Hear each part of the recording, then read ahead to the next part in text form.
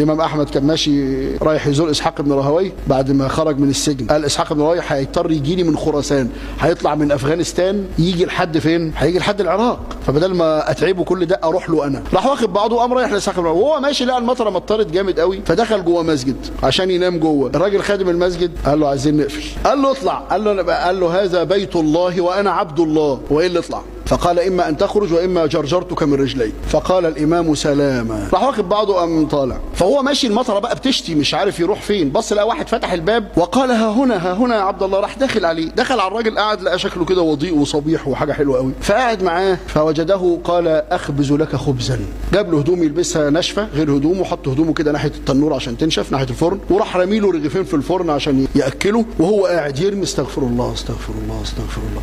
فالامام تعجب من حاله كده، ايه ده؟ بيشتغل وبيستغفر ربنا كده ويلوذ بالذكر بالشكل ده. فقال يا عبد الله ما وجدت من اثر الاستغفار؟ قال والله ما دعوت الله دعوة الا اجابها لي، من كتر استغفاري ده الا دعوة واحدة. قال وما هي؟ قال كنت اود ان ارى احمد بن حنبل. قال انا احمد بن حنبل. استجاب ربنا، جابني اقول هشوف طالع منين، فجرجرني الله عز وجل.